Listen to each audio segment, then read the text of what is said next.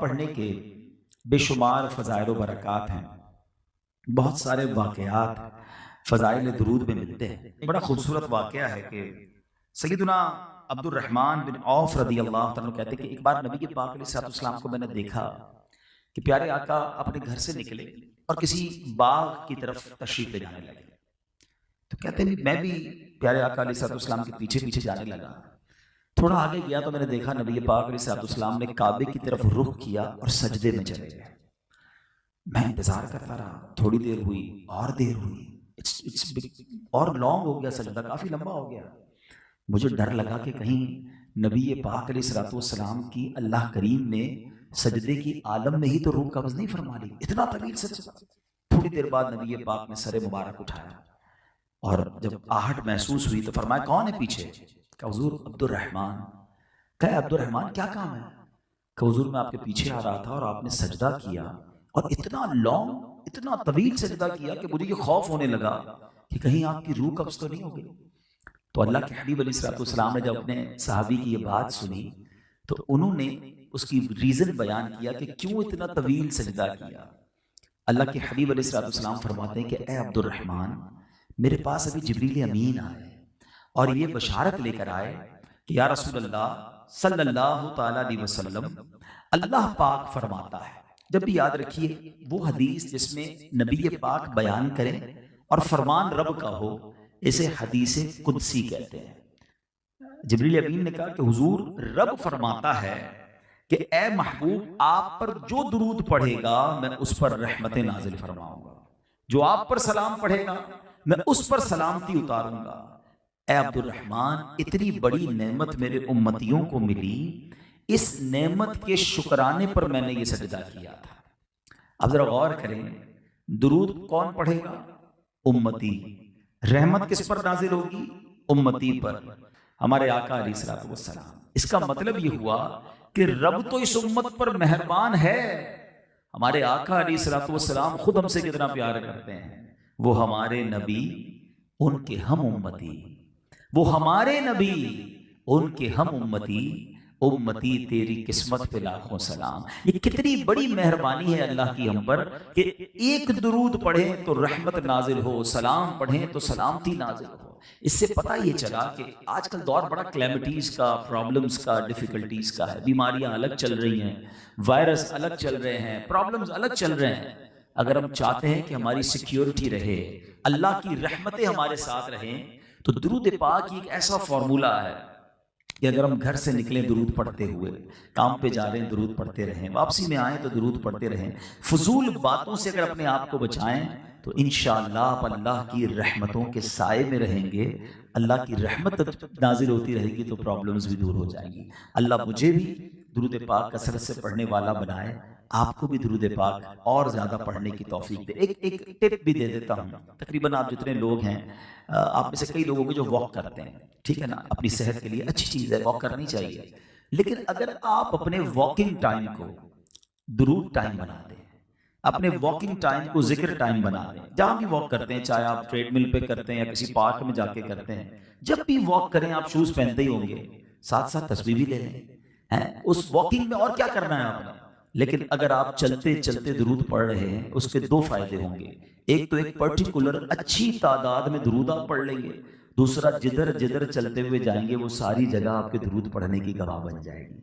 कलमा पाक भी पढ़ लें, अल्लाह का जिक्र भी कर लें, कुछ आप तादाद तय करने की, इतनी तस्बीह मैंने कलमा पाक की पढ़नी है, सुभान अल्लाह की पढ़नी है, अल्हम्दुलिल्लाह की पढ़नी, दुरूद की पढ़नी, 30 मिनट्स 40 मिनट्स व्हाटएवर टाइम जो आप वॉक कर रहे हैं, अगर उसको दुरूद टाइम और जिक्र टाइम बना लें। आप सोचें, हमारे जो असलाफ थे ना, वो बड़े कमाल के लोग थे। उनको एहसास था जिंदगी का कि ये एक एक सांस, एक एक मिनट कितना कीमती है।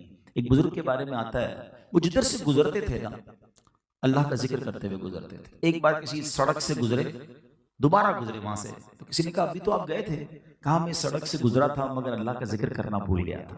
मैं चाहता हूं मैं जिंदगी में जहां जहां से गुजरूं वहां रब का जिक्र करते हुए जाऊं, वो सारी जगह मेरे अल्लाह के जिक्र की गवाह बन जाए। और ये इतना एफर्टलेस नेकी है। जरा मिलकर कहिए सुभान अल्लाह, अब कहिए अल्हम्दुलिल्लाह, अब कहिए अल्लाह अकबर। कितनी देर लगी? आई थिंक 30 सेकंड्स भी नहीं लगे। मगर आपको पता है आपने 30 सेकंड में क्या कमा लिया? आप जितनी भी बड़ी पोस्ट पे हो, आप कभी अपनी पूरी अर्निंग जो भी आप महीने में कमाते हैं, चाहे वो मिलियंस में हो, हैं, उसको कभी कैलकुलेट कीजिएगा कि 30 सेकंड में कितने बनते हैं, तो वो चंद रुपए ही बनेंगे, चंद 100 रुपए ही बनेंगे, क्योंकि पूरे महीने की है ना।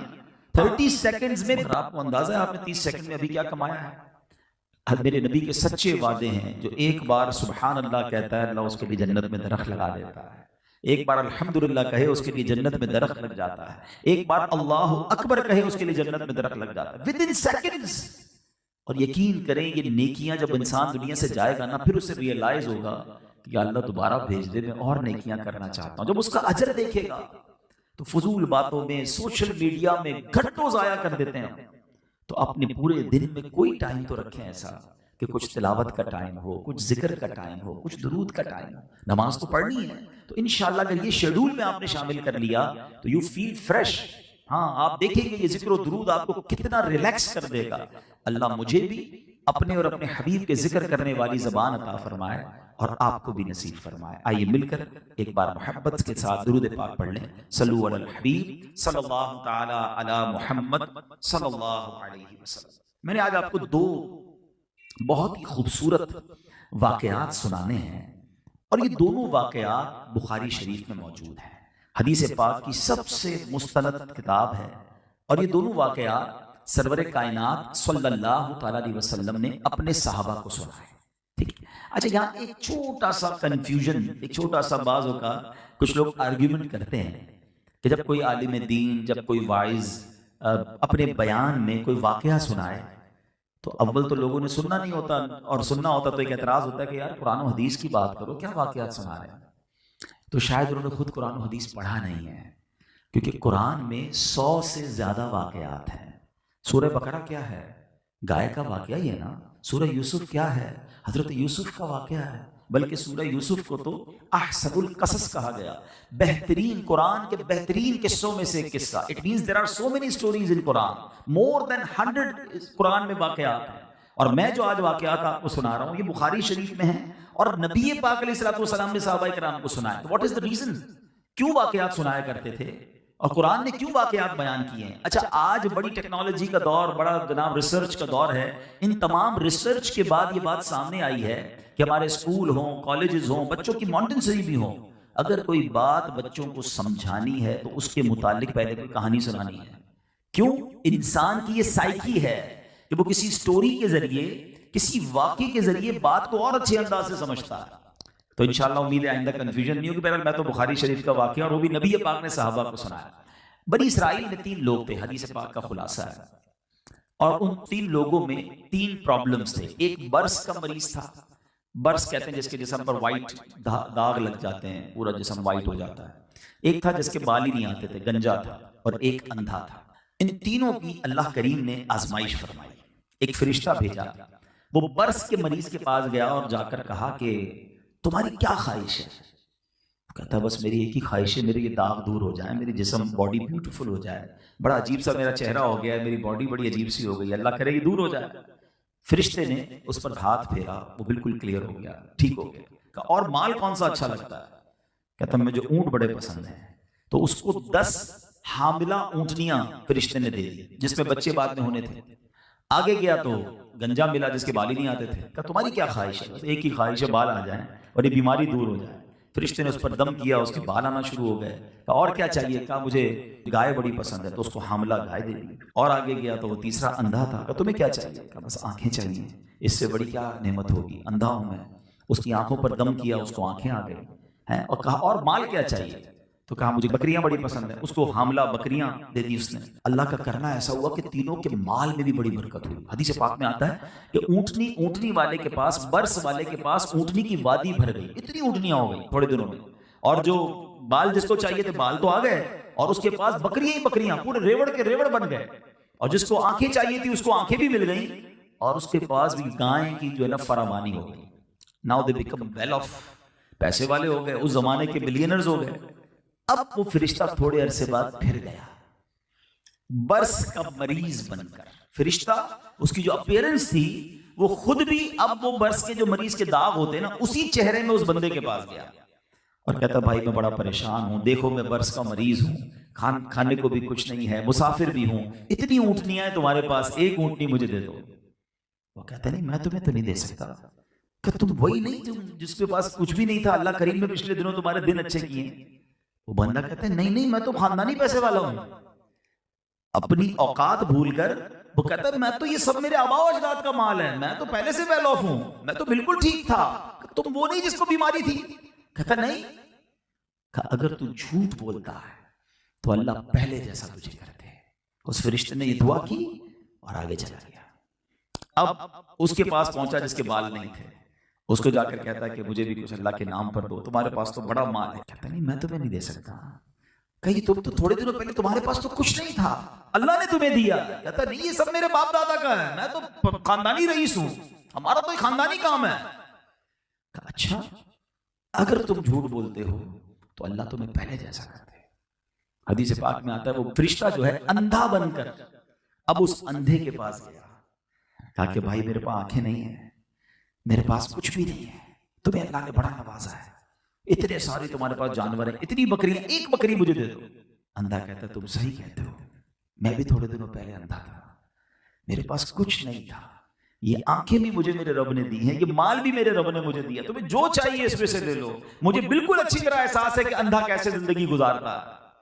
तो रिश्ते ने कहा मुझे चाहिए कुछ नहीं, उसको बरकत की दुआ दी और वो चला गया। अब ये हदीस पाक जो है ना, ये इस कदर हम सब के लिए इसमें मैसेज और दर्स है। अच्छा, वो दोनों बर्बाद हो गए जिसको कहा ना फरिश्ते ने कि अगर तुम झूठे हो तो पहले जैसे हो जाओ, वो वापस पहले जैसे हो गए, सारी नेमतें चली गई। मगर इस वाक्य से दो बातें सीखने को मिली कि इंसान को कभी अपनी औकात नहीं भूलनी चाहिए। आज मैं और आप जो कुछ है ना, ये फकत रब की अता है, हमारी कोई होशियारी नहीं है। हमारे वही दो कान हैं जो फकीर के होते हैं, वही दो आंखें जो उसके पास भी हैं। एक गरीब आदमी सिग्नल पर हमारी गाड़ी खुलती है तो हमारी गाड़ी पर वाइपर लगाता है, उसका कोई कसूर नहीं है कि आज वो वाइपर वाला और मैं एसी गाड़ी में बैठने वाला हूं, ये सिर्फ मेरे रब की मेहरबानी है, इसमें हमारा कोई कमाल। मगर कभी कभी इंसान को ये बातें याद नहीं रहती, वो समझता है सब मैंने किया है, ये मेरी अकल है। नहीं जनाब, अगर होशियारी से ही पैसे मिलते होते, अकल से पैसे मिलते होते तो सारे दुनिया के प्रोफेसर अरबोपति होते। ऐसा नहीं है, पैसा अकल होशियारी से नहीं, मकाम अकल होशियारी से नहीं, अल्लाह की अता है। जिसको रब चाहे अता फरमाए, व तुइज़्ज़ु मन तशा व तुज़िल्लु मन तशा। और एक और बात याद रखनी है कि ये रब जब चाहे वापस भी ले सकता है, ये जब उसी ने दिया है तो फिर तो मेरे हाथ में कुछ भी नहीं है ना। जो जितना शुक्र अदा करता है, जो जितना अल्लाह का एहसान मानता है, जितना डाउन टू अर्थ रहता है, उसकी नेमतें, उसकी रहमतें उतनी बढ़ती हैं। और जो अकल कहते हैं ना, उसकी टोर ही बदल जाए, उसका स्टाइल ही बदल जाता है, उसको फिर बर्बाद होने से भी कोई नहीं रोक सकता। और ये नेमतों में इजाफे का फॉर्मूला भी यही है। अल्लाह ने कुरान में फरमाया ला इन शकरतुम ला अज़ीदन्नकुम, तुम मेरा शुक्र अदा करो मैं तुम्हें और अता करूंगा। सुभान अल्लाह। यानी अगर हम चाहते हैं कि ये कंटिन्यू रहे, इसको जवाल ना हो, ये हमारी नेमतें छिन ना जाएं, तो इसका फॉर्मूला यही है कि शुक्र अदा करते रहे, मालिक की तेरी अता है, तेरी मेहरबानी है। और तकब्बुर ना करें, प्राउड ना करें, अपना कमाल ना समझें, और फिर और लोगों को हेल्प आउट भी करते रहे। अच्छा, इसमें जो है ना एक और कमाल की बात पता है क्या है कि नॉर्मली हम कहते हैं, हमें सबको पता होता है क्या शुक्र करना चाहिए, लेकिन शुक्र जो है ना उसका इशू ये है कि हम समझते हैं सिर्फ जबान से ही शुक्र शुक्र होता है, या अल्लाह तेरा शुक्र, या अल्लाह तेरी मेहरबानी। सिर्फ जबान से शुक्र नहीं होता, प्रैक्टिकली भी शुक्र होता है। मैं अल्लाह का शुक्र भी अदा करता रहूं, उसे नाराज भी करता रहूं, ये कैसा शुक्र है? मिसाल के तौर पे आपका एक मुलाजिम हो, आपके पास आए कि साहब मुझे कुछ कर्जा चाहिए, कोई हेल्प चाहिए। आपने कहा चलो बेटा मैंने तुम्हारी हेल्प कर दी। अच्छा वो कैसा, बड़ी मेहरबानी। आप कहें बेटा तेरा ये गिलास उठा के उधर रख दो, वो तो नहीं रखूंगा। बेटा तेरा गाड़ी निकालो, वो भी नहीं निकालूंगा। अच्छा कल टाइम पे आना, नहीं टाइम पे नहीं आऊंगा। आपकी मेहरबानी, मेहरबानी भी कह रहा है और बात भी नहीं मान रहा है, तो बताइए आप क्या करेंगे? या तो उसे फायर कर देंगे कि अजीब शुक्र है, अजीब थैंक्स है, कि जबान से थैंक्स कह रहा है, बात एक भी नहीं मान रहा है। हम में से बहुत सारे लोग ऐसे ही हैं जो जबान से तो थैंक्स अदा कर रहे हैं, जबान से तो अल्लाह का शुक्र अदा कर रहे हैं, प्रैक्टिकली अल्लाह को नाराज कर रहे हैं। ना नमाज पढ़ रहे हैं, नमाज एक्चुअली पूरी बॉडी का शुक्र है, आंखों से लेकर, सर से लेकर, हाथ से लेकर, पैर से लेकर, ये पूरी बॉडी का शुक्र है कि या अल्लाह आंखें दी, पैर दिए, हाथ दिए, सब तेरी बारगाह में झुका रहा हूं। इतनी सी देर लगती है नमाज में, उसका टाइम नहीं हमारे पास। फरमाया हराम ना कमाओ, हराम कमा रहे हैं, हलाल के करीब नहीं जा रहे। ये कैसा शुक्र है? एक्चुअली शुक्र अल्लाह की इताअत का नाम है। यकीनन जबान से शुक्र अदा करना है, मगर लॉजिकली भी आपको समझ आता है कि शुक्र यह है कि जिसने दिया है ना उसको नाराज ना करें। हैं? होना क्या चाहिए वैसे अगर आप थोड़ा सा सोचते हैं, अल्लाह अताएं बढ़ाए तो हमें सजदे बढ़ाने चाहिए ना, हमें सदके बढ़ाने चाहिए, हमें शुक्र बढ़ाना चाहिए। मगर इधर हाल यह है कि बंदे के पास जब थोड़ा होता है ना तो वो अभी भी कुछ ना कुछ अल्लाह की बात मान रहा होता है। जैसे जैसे बढ़ता जाता है वैसे कलपुर से निकलना शुरू होते हैं। बंदा कहता अभी तो दिन आए ऐश करने के, अभी तो मौज करने के दिन आए, कितने टाइम से रुका हुआ था भाई, माल ही नहीं था, पैसा ही नहीं था, मकाम ही नहीं था, अभी तो टाइम आया अरमान पूरे करने। ये बहुत बड़ी बेवकूफी है। अक्लमंदी ये है कि वो अताएं बढ़ाए तो हम सजदे बढ़ाए। हम खताएं बढ़ाते हैं, हम वो अताएं बढ़ाता है, हम नाफरमानियां बढ़ाते हैं, और फिर बाद में सर पकड़कर रोते हैं कि यार टेंशन बहुत सारी है। अच्छा, इसी वाकये से एक और बड़ा जबरदस्त मैसेज मिलता है कि आजमाइश जो है ना वो सिर्फ बीमारी नहीं है। हमने आजमाइश का भी जब खुद ही कॉन्सेप्ट बना लिया, यार ये बंदा बड़ी आजमाइश में, क्या आजमाइश में? बीमार है। अच्छा, ये क्या आजमाइश में? कर्जे में। ये क्या आजमाइश में? कारोबार में नुकसान हो रहा है। यकीनन ये आजमाइश है, लेकिन आजमाइश सिर्फ ये नहीं है, आजमाइश नेमतें देकर भी की जाती है। इन तीनों के साथ क्या हुआ था? इनको तो दिया, जो मांगा वो दिया ना अल्लाह ने, और यही तो चेकिंग थी।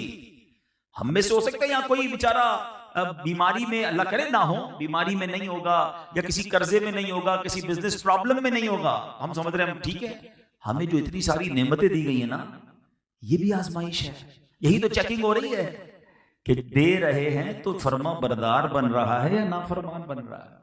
एक बड़ी प्यारी बात उलमा से सवाल किया गया कि हमें कैसे पता चले, हाउ वी कैन जज कि जो मुझे मिला है या मिल रहा है ये नेमत है या आजमाइश है। क्वेश्चन है ना। बंदा कुछ भी नहीं कर रहा फिर भी तरक्की पे तरक्की, कारोबार बढ़ता ही जा रहा है, ओहदे बढ़ते ही जा रहे हैं, एक कमेटी का चेयरमैन, दूसरा का भी चेयरमैन, उधर भी आगे तरक्की, पता चला ना अल्लाह की कोई फर्मा बरदारी कर रहा है, तरक्कियां हो रही हैं। अब बंदा कहता है नेमतें मिल रही हैं। तो ये कैसे टेस्ट हो सकता है कि जो मुझे मिल रहा है ये नेमत है या आजमाइश है? इसका बड़ा खूबसूरत जवाब उलमा ने दिया। फरमा ये चेक कर लो कि जो तुम्हें मिल रहा है इसके मिलने के बाद तुम अल्लाह से करीब हो रहे हो तो समझ लो ये नेमत है, और मिल भी रहा है और तुम रब से दूर भी हो रहे हो, समझ लो ये आजमाइश है। अब मैं और आप ये चेक कर लें कि मैं जब कम चीजें थी मेरे पास, जब वेल्थ कम थी या हेल्थ कम थी या सोर्सेस कम थी, रिसोर्सेस कम थी, नाम कम था, शोहरत कम थी, तब मैं अल्लाह के करीब था, या ये बढ़ती गई और मैं रब से दूर तो नहीं होता गया? इसका मतलब तो मुझे ढील दी जा रही है, इसका मतलब तो मुझे टेस्ट किया जा रहा है। तो please come on right path. अकल भी यही कहती है, लॉजिक भी यही कहती है। जिस दरख्त पर जितने फल लगते हैं ना वो दरख्त उतना ही झुकता है, वो अकड़ता नहीं है, कि दाना खाक में मिलकर गुले गुलजार होता है। आजी, इनकिसारी, हम्बल लोगों के साथ अच्छा बर्ताव, झुक जाए बंदा, और कभी कभी अकेले में आंसू भी बहाए कि मालिक इस काबिल नहीं जो तूने दे दिया, मेरी तो कोई ऐसी अच्छा अमल नहीं है। सोचिए ना, हम जब कभी किसी को हेल्प करें, सदका दें, खैरात दें, ज़कात दें, तो लोग इतराते हैं, प्राउड करते हैं, मैं उसको दे रहा हूं, मैं उसकी हेल्प कर रहा हूं। भाई याद है ना मैंने तेरा काम किया था, तुझे ज़कात दी थी, तेरे बच्ची की शादी कराई थी। खुदारा कभी ये ना करना। खुदा की कसम अल्लाह की राह में खर्च करके सजदा करना चाहिए कि मौला तेरी मेहरबानी, तूने देने वाला बनाया, मांगने वाला नहीं बनाया। मैं भी मांगने वाला हो सकता था, मेरे बच्चे भी सिग्नल पर खड़े हो सकते थे, आज मेरे बच्चों को तूने ये दिन नहीं दिखाई, ये फकत तेरी मेहरबानी है। लेकिन हम बाज़ औक़ात भूल जाते हैं तमाम चीजों को। तो याद रखिए कि जो कुछ मेरे और आपके पास है वो रब की अता है। अब एक वाकया और उसके अंदर कितने सारे लेसन है। ऐसा ही एक और वाकया मैंने आपको सुनाना, और वो भी बुखारी शरीफ का ही वाकया। उन्हें अपने साहबा को सुनाया कि 3 दोस्त थे और किसी ट्रैवल पर गए, और जब ट्रैवल पर गए तो रास्ते में रात का वक्त हो गया, उनको आराम करने की जरूरत महसूस हुई। तो अब आजकल तो हम रास्ते में कहीं आराम करना हो तो होटल मोटेल्स बहुत सारी चीज़ें होती हैं, मतलब गाड़ी भी रोक के आराम कर लेता है। उस ज़माने में तो ऐसा नहीं था। तो वो एक गार में उन्होंने पनाह ली, केव के अंदर, और गार को साफ किया और सो गए कि सुबह उठ के फिर आगे सफ़र करेंगे। और ये वाकया नबी पाक अलैहिस्सलाम से भी पिछले दौर का, it means thousands year ago, बहुत पुरानी बात है। तो उस ज़माने में तो कोई ऐसा टेक्नोलॉजी तो थी नहीं। अब उनके साथ मामला ये हुआ कि जब वो गार में सोए तो एक बड़ा सा पत्थर जो है, चट्टान जिसको हम आजकल लैंड स्लाइडिंग कहते हैं, वो पत्थर पहाड़ से गिरा और उसने उस गार के मुंह को बंद कर दिया, क्लोज कर दिया। अब उन तीनों दोस्तों ने समझ लिया कि ये तो हमारी जिंदगी अब एंड होगी। अब किसको बताएंगे? वो टेलीफोन का जमाना तो था नहीं, इंटरनेट तो था नहीं कि लोकेशन शेयर कर देंगे, फोन कर देंगे, इधर फंसे हुए भाई 1122 वालों को लेकर आए, हमें निकाले। Nobody knows where are they. अब उन्होंने सोच लिया कि हमारी जिंदगी खत्म, अब कहां से निकलेंगे? सारी रात तो क्या, कई दिन इसमें पे कैद रहेंगे। बड़ी जान लगाया कि पत्थर 1 इंच भी ना हिला, बहुत बड़ी रॉक थी। अब उन तीन दोस्तों ने बड़ा कमाल का फैसला किया। कहते हैं यार जान तो अब लगता है गई, एक ट्राई करते हैं, बारी बारी अल्लाह की बारगाह में दुआ करते हैं, ठीक, और अपने ही किसी नेक अमल का वास्ता अल्लाह को पेश करते हैं। अल्लाह करीम है, वो रहीम है, वो कर्म करेगा तो निकल जाएंगे। एक दोस्त ने हाथ उठाया, अल्लाह की बारगाह में दुआ करता है, या अल्लाह मैं एक मजदूर आदमी हूँ, लकड़ियां काटता हूँ जंगल में, मगर मेरा एक रोज का रूटीन है, मामूल है कि जब मैं घर आता हूँ तो बकरियों का दूध निकाल कर पहले अपने माँ बाप को पेश करता हूँ, फिर अपने बच्चों को पिलाता हूँ। एक रात में आया तो मालिक देर हो गई थी, वालिदैन मेरे सो गए थे, तो मैं वालिदैन के सराहने दूध का प्याला लेकर खड़ा रहा। बच्चे कहते भी थे बाबा जान हमें पिला दो, मैंने कहा नहीं, पहले अम्मी अब्बू को पिलाऊंगा। मैं खड़ा रहा, वालिदैन सोते रहे। जब माँ बाप की लेट नाइट, सुबह के वक्त आंख खुली, मैंने उन्हें दूध पिलाया, फिर अपने बच्चों को पिलाया। मेरे मौला, जो मैंने अपने माँ बाप की ये खिदमत की थी, अगर ये तेरी रिजा के लिए थी, आज इस मुसीबत से निकाल दे। हदीस पाक के अल्फाज हैं कि वो रॉक, वो चट्टान जो थी, वो थोड़ा सा अपनी जगह से सिरक गई। दूसरे बंदे ने हाथ उठाया, कहते या अल्लाह मेरे खानदान में एक मेरी कजन थी, मुझे वो पसंद भी थी। एक दिन वो मेरे पास आई और उसने मुझे कहा कि मुझे कुछ पैसों की जरूरत है, गरीब थी, उसको कुछ लोन चाहिए था। मुझ पर शैतान ने हमला किया। मैंने कहा पैसे तो दे दूंगा, मगर तुम्हें मेरे साथ एक गलत काम करना होगा। वो कहती ऐसा ना करो, अल्लाह देख रहा है, ऐसे गलत काम मत करो। कहता या अल्लाह मेरे पास अथॉरिटी भी थी, कोई देखने वाला भी नहीं था, मगर मालिक फकत तेरे खौफ से मैंने उस लड़की को छोड़ दिया, मैंने गुनाह नहीं किया। अल्लाह अगर मैंने ये काम तेरी रिजा के लिए किया था तो मेरे मौला इस गार से निकाल दे। हदीस पाक के अल्फाज में वो चट्टान थोड़ी सी और सिरक गई। तीसरे बंदे ने हाथ उठाया, अल्लाह से अर्ज की, मौला मेरे पास एक मजदूर आया था मजदूरी करने, भूल कर चला गया, अपनी मजदूरी नहीं लेकर गया। थोड़े अरसे बाद आया कि भाई मैं आपके पास काम करके गया था, मेरे पैसे रह गए थे, मैंने उसके पैसे संभाल कर अपने कारोबार में लगा दिए। मेरा मवेशी का कारोबार था। मैंने कहा जितने जानवर है ना ये सारे तेरे, तू ले जा। वो कहता है मजाक क्यों करते हो, मेरे तो थोड़े ही पैसे थे। कहा मैंने थोड़े पैसे इस काम में लगाए, इतने जानवर हो गए, ये सब तेरे, तू ले जा। वो बंदा खुशी खुशी चला गया। मेरे मालिक अगर मैंने ये काम तेरी रिजा के लिए किया तो मेरे मौला आज हमको इस मुसीबत से निकाल दे। नबी पाक सल्लल्लाहु अलैहि वसल्लम फरमाते वो चट्टान और सिरक गई और इतना रास्ता बन गया कि वो तीनों बाहर निकल गए। अब यहां दो तीन बातें बड़ी रेलेवेंट हैं। एक बात तो ये, एक कंफ्यूजन क्लियर कर देता हूं, एक अकीदा क्लियर कर देता हूं बुखारी शरीफ की हदीस के जरिए, कि उन तीनों ने अल्लाह की बारगाह में अपने नेक अमल का वास्ता वसीला पेश किया और ये वाकया नबी पाक ने सहाबा को सुनाया। इट मीन्स नबी पाक भी ये मानते और जानते थे कि अल्लाह की बारगाह में नेक आमाल का वसीला पेश करना दुआ में ये जायज़ है, ये दुरुस्त है। तो अगर कोई बंदा अपने नेक अमल का वास्ता या वसीला अल्लाह की बारगाह में दुआ में पेश करे, ये जायज़ है, तो कोई अगर सरापा नेक शख्सियत का वसीला पेश करे तो उसमें क्या प्रॉब्लम है? कोई गौस पाक का वसीला पेश करे, कोई दाता हुजूर का वसीला पेश करे, कोई सहाबी रसूल का करे, कोई नबी पाक का वसीला पेश करे, तो इसमें कोई हरज नहीं है। मैंने आपको बुखारी शरीफ की हदीस सुनाई। अब आते इन तीनों चीजों की तरफ, एक एक दो दो मिनट में चाहूंगा इस पर आपकी तवज्जो लूं कि इन तीनों बंदों ने काम क्या किया था। पहले ने क्या किया था? अपने माँ बाप की खिदमत की थी। माँ बाप जो है ना, ये अल्लाह की बहुत बड़ी नेमत है। खुश नसीब है वो मेरे भाई और मेरी बहनें जिनके माँ बाप इस वक्त मौजूद हैं। खुदारा उनकी खिदमत कीजिए, उनकी दुआएं लीजिए। ये चले जाएंगे ना, फिर बहुत याद आएंगे। पूछो उनसे जिनके माँ बाप चले गए हैं, ये रहमतों का साहिबान है। ये हाथ उठाएं तो मुसीबतें टल जाती हैं। इतनी अजीम हस्तियां हैं कि अहादीस में मजमून आता है कि जो बच्चा अपने माँ बाप को मोहब्बत की निगाह से देखे, अल्लाह उसे मकबूल हज का सवाब अता फरमाता है। साहबी रसूल ने बड़ा रेलेवेंट क्वेश्चन किया, हुजूर कोई अपने माँ बाप को 100 बार मोहब्बत से देख ले, घर में ही होते हैं ना, बार बार भी देख सकता है। अल्लाह के हबीब ने फरमाया, अल्लाहु अकबर व अतियब, अल्लाह बहुत बड़ा और पाक है, कोई 100 बार देखे अल्लाह 100 हज का सवाब अता फरमाता है। अब जरा सोचें, मोहब्बत से देखने पर हज का सवाब है तो खिदमत का सवाब कितना होगा, है? दवाई दिलाने का सवाब कितना होगा, हॉस्पिटल ले जाने का सवाब कितना होगा, व्हील चेयर चलाने का सवाब कितना होगा। तो जिनके माँ बाप मौजूद हैं, ये तुम्हारे लिए मगफिरत का सामान है। हदीस पाक में मेरे आका फरमाते हैं, माँ बाप ही तेरी जन्नत है, माँ बाप ही तेरी दोजख है। इसका क्या मतलब हुआ? उलमा फरमाते हैं कि इसका मतलब यह है कि अगर माँ बाप को राजी कर लो ना तो रब राजी हो जाता है। और चाहे नमाज, रोजे, हज, ज़कात, बहुत सारी नेकियां और माँ बाप नाराज हैं तो फरमाया वो काम नहीं आनी। तो माँ बाप जिनके हयात हैं खूब खिदमत कीजिए, उनको नाराज ना कीजिए। और सेकेंडली, जिनके माँ बाप चले गए, अब हम क्या कर सकते हैं? तो अब उनके लिए सदका जारिया वाले काम करें, उनके लिए दुआएं करें, इसाले सवाब करें। They need that. वो मुंतजिर होते हैं, उनकी रूहें इंतजार करती हैं कि बच्चे ने हमारे लिए क्या भेजा है। तो हमारा काम है कि जिनके माँ बाप चले गए वो उनके लिए दुआएं मगफिरत करते रहें, इसाले सवाब करते रहें। दूसरा अमल जो नौजवान ने किया था, उसके पास गुनाह करने का मौका था मगर क्यों गुनाह नहीं किया? कोई देखने वाला नहीं था, मगर अल्लाह देख रहा है।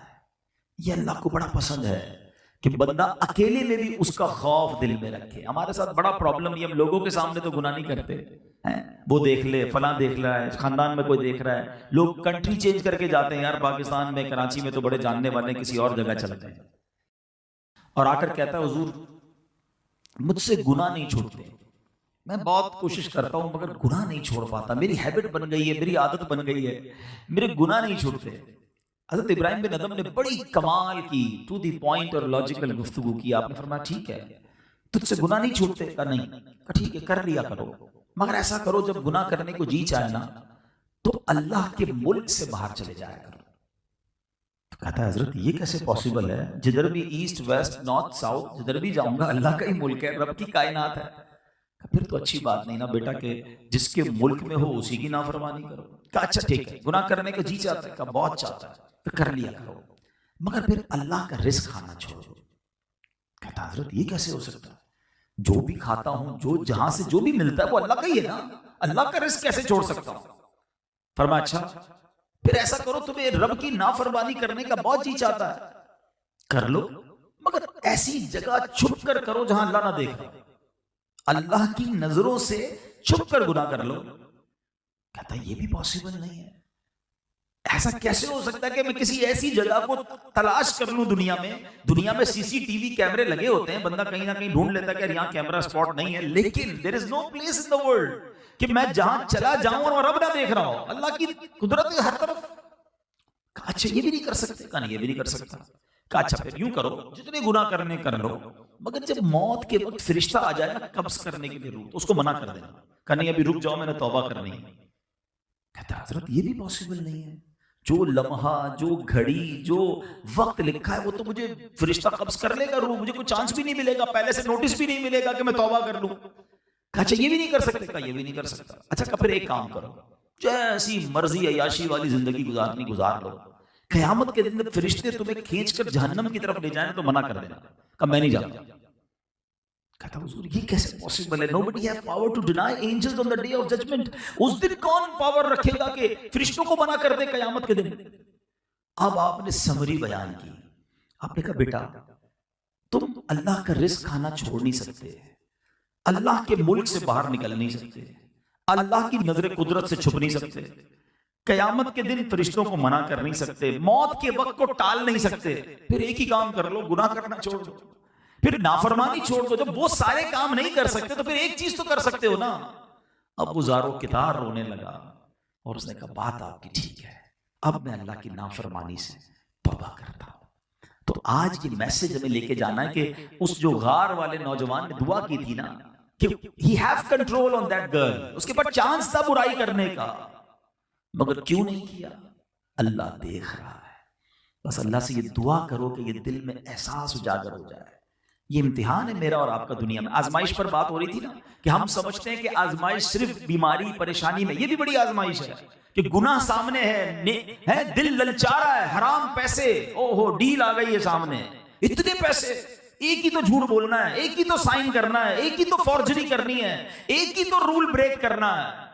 यही तुम्हारा इम्तिहान है कि ये अल्लाह देख रहा है कि रब की रिजा चाहिए या दुनिया का माल चाहिए। अकेले में बंदा है, गुनाह करने को जी चाह रहा है, कोई रोकने वाला नहीं, और उधर बंदा अल्लाह के खौफ से रुक जाए कि रब देख रहा है। एक हदीस पाक है, तवील हदीस है कि कयामत के दिन जिन खुश नसीब लोगों को अल्लाह के अर्श का साया मिलेगा ना, उनमें एक खुश नसीब वो भी है कि जिसको गुनाह करने का मौका मिले, बुराई करने के लिए कोई औरत बुलाए और वो कहे कि नहीं मैं अल्लाह से डरता हूं। इन तमाम चीजों को ज़हन में रखना। अल्लाह करे कि ये है मुश्किल, मगर ये कब मिलेगा कि जब बंदा ऐसे लोगों की सोहबत में रहे कि जहां खौफ खुदा की बात होती हो, जहां आखिरत की बात होती हो। दुनिया में चंद दिन तो देखिए गुनाहगार की लाइफ भी गुजर जाती है, नेकूकार की लाइफ भी गुजर जाती है, मरना हम सबने है। और जब कब्र में जाएंगे ना, नॉर्मली सोसाइटी, कॉलोनी या बाहर से घर देखकर आपको पता चल जाता है कि यहाँ कैसे लोग रहते हैं। आप डिफेंस जाए तो लगता है यार यहाँ वेल ऑफ लोग रहते हैं, लियारी की तरफ जाए तो यार यहाँ गरीब लोग रहते हैं। कॉलोनी देखकर पता चल जाता है। कब्रिस्तान में कब्र देखकर पता नहीं चलता कि अंदर क्या हाल है। सब कब्रें एक जैसी होती हैं। किसी की कब्र जन्नत का बाग होती है और किसी की कब्र दोज़ख का घड़ा होती है। अब ये फैसला होगा हमने जिंदगी कैसी गुजारी है। यहाँ से बुकिंग नहीं हो सकती। हम इस वक्त अमेरिका जाएं, यूरोप जाएं, कहीं भी जाएं, अपनी मर्जी का होटल बुक करते हैं, अपनी मर्जी का रूम बुक करते हैं। पहले जनाब booking.com पे जाके कैसे रूम है, वॉशरूम कैसे हैं, कितनी जनाब उसके स्टार्स कितने, रिव्यू कितने, 4-5 दिन के लिए जाना है, उसके लिए इतना जनाब हम सेटअप चेक करते हैं। गाड़ी कौन सी होगी तो जनाब वेदर कैसा होगा। यार जहां 4 दिन जाना है उसके लिए इतनी तैयारी, इतने रिव्यूज। मैं आपको नबी पाक के रिव्यू बता रहा हूं ना कि कब्र में 2 ही तरह की कब्रें होंगी। There is no third option. 2 ही कब्रें होती हैं, या तो जन्नत का बाग है या तो दोज़ख का घड़ा है। बुक करो ना कौन सी करनी है। 4 दिन के लिए नहीं होगी, कयामत तक के लिए होगी। हजारों साल से लोग कब्र में हैं, और मैं और आप जब मरेंगे तब भी हजारों साल, पता नहीं कितने 100 साल 1000 साल कब्र में रहना पड़े। आज रूम के अंदर तो एक कॉल करते तो बंदा वेटर आकर कॉफी दे जाता है, हमारा जो चीज चाहिए फौरन आ जाती है। उधर कोई नहीं आएगा, मैं हूंगा, मेरे अमाल होंगे, बट नोबडी हैव टू। अच्छा, उसके बारे में बात करने के लिए भी कोई तैयार नहीं है। अभी तो घर में बैठ के बात हो ना, यूरोप जाना है, जरा कोई कहता नहीं सिंगापुर जाना है, अच्छा रुको रुको जरा चेक करता हूँ क्या होता है। अभी बात होती है तो हम उसकी सर्चिंग शुरू कर देते हैं। जिधर नहीं जाना उधर भी रोज चेक करते हैं। वो कभी कभी तो किसी वो booking.com पे कोई मुल्क एक बार सर्च कर लो तो बार बार वो मैसेज भी कर रहा होता है, आपने एक बार सर्च किया तो जाना नहीं जाना दोबारा, याद कर रहा है तुम्हें, वो मुल्क कॉल कर रहा है। अरे मुल्क कॉल कब से करता है, कब्र रोज कॉल कर रही है, लेकिन उसके बारे में कोई बात भी नहीं करता है, उसके बारे में कोई डिस्कस ही नहीं करता है। बाजों का शैतान है ना, कहते हैं अरे मौलाना साहब बातें बहुत अच्छी कर रहे हैं, मेरी बातें हो रही है, दिमाग में डाल रहा हूँ, बिल्कुल ठीक बोल रहे हैं, लेकिन बस अभी तो जवानी है, बस 50-60 साल बाद मैंने भी अल्लाह करना है, मैंने क्या करना है। लेकिन क्या आपने जवान मरते नहीं देखे? आपके पास गारंटी है क्या 50-60 साल तक जिंदा रहेंगे? मैं अभी आपको रिसेंट वाकया सुनाता हूँ, पिछले हफ्ते की बात है। हमारे एक दोस्त हैं जद्दा में, बेचारे अमेरिका पहुंचे, अभी अमेरिका लैंड किया है। उनकी 15 साल की बेटी जद्दा में थी, स्कूल से आई है, कोई बीमारी नहीं, अपने नूडल्स खुद बनाए हैं। थोड़ी देर बाद उसकी तबीयत खराब हुई, घर वाले नॉर्मल समझे, हॉस्पिटल लेकर गए, उसका इंतकाल हो गया। 15 इयर्स, मतलब ये है जिंदगी और मौत, पता भी नहीं चलता, कोई बीमारी भी नहीं होती, बंदा अचानक से सोते में सुबह नहीं उठता है। इन तमाम बातों के बाद पता समझ क्या आती है कि हम रोज ऐसे जिंदा रहें कि अगर आज मरना पड़ गया तो वो सफर तैयार है। कब्र ऐसी होगी कि जन्नत का बाग बन जाएगी। मैं लाइफ ऐसी गुजारूं। देखिए, मुझे और आपको कोई मैसेज नहीं आएगा। आजकल एक मैसेज आता है कभी कभी मोबाइल कंपनीज की तरफ से कि योर डाटा इज गोइंग, खत्म होने वाला है, ऑफ होने वाला है, जल्दी से पॉपअप कर लें, अपना बैलेंस डलवा लें, क्योंकि थोड़े ही जीबी रह गए, थोड़े ही जनाब आपके मिनट्स बाकी रह गए। जिंदगी में कोई मैसेज नहीं आएगा कि जनाब 3 दिन रह गए, तौबा कर लें, आज आखिरी दिन है, अल्लाह को याद कर लें। सुबह बंदा घर से निकलता है और शाम जनाजा घर पे आता है। क्या ऐसा नहीं होता? हमारे साथ होता है, हमारे दोस्तों के साथ हुआ है। तो काश मैं और आप तैयार रहें। आगाह अपनी मौत से कोई बशर नहीं, सामान 100 बरस का है, पल की खबर नहीं। और जो तीसरा बंदे का वाकया था वो क्या था कि उसने एक मजदूर की मजदूरी संभाल के रखी, अच्छी जगह इन्वेस्ट की, जब वो आया तो उससे ज्यादा करके दी। अल्लाह ने दुआ सुनी ना, गार से निकल गया ना। ये हमने भी सीखना है। पास औकात होता है इंसान हमारे पास कोई पैसे भूल जाता है, किसी की अमानत होती है हमारी तरफ और हमें ख्याल ही नहीं होता। हम कहते ठीक है भूल गया तो क्या, अच्छा पास औकात लोग कहते किसी के हैं भी तो क्या कर लेगा, बिगाड़ तो नहीं सकेगा ना। ठीक है आज हमारा कोई बिगाड़ नहीं सकता, मगर एक दिन तो जवाब देना पड़ेगा ना। कोई किसी की जमीन पे कब्जा कर लेता है, कोई किसी के पैसों पे कब्जा कर लेता है और कहता है ठीक है मेरा कोई नहीं बिगाड़ सकता, आज तुम्हारा कोई नहीं बिगाड़ सकता। मगर एक दिन होगा जब जालिम का गिरबान होगा और मजलूम का हाथ होगा, और अल्लाह मजलूम के साथ होगा। मजलूम, जब मैंने पिछले दिनों पंजाब गया तो एक बड़ा प्यारा जुमला सीखने को मिला। वो कहते हैं ताकतवर से ना डरो, माड़े आदमी से डरो। जो कमजोर होता है ना उससे डरो, क्योंकि ताकतवर वो ताकतवर तुमको मैं उससे ज्यादा ताकतवर हूं। कमजोर जो होता है तो वो हाथ उठाता है ना तो वो अर्श तक जाती है सदा।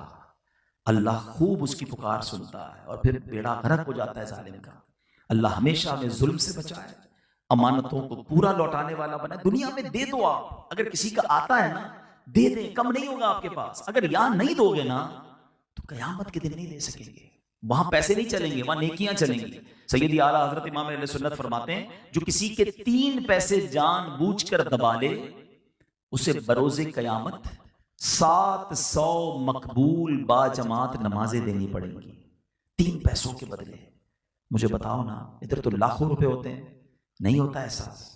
ऐसा ना हो कि सारी जिंदगी की नेकियां देकर भी छुटकारा ना मिले। तो अल्लाह करे कि हम लोगों के हुकूक पूरे करने वाले बने। बहरहाल आज मैंने आपको 2 बुखारी शरीफ के वाकयात सुनाए और ये दोनों जबरदस्त मैसेजेस हैं हमारे लिए अगर हम असर लेने वाले बने।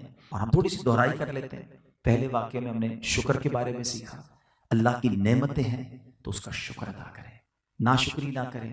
ये ना सोचें ये मेरा है या मैंने कमाया है या मुझे ये इज्जत मेरी कोशिश की वजह से मिली है। जो मिला है रब की अता से मिला है, उस पर तकब्बुर ना करें।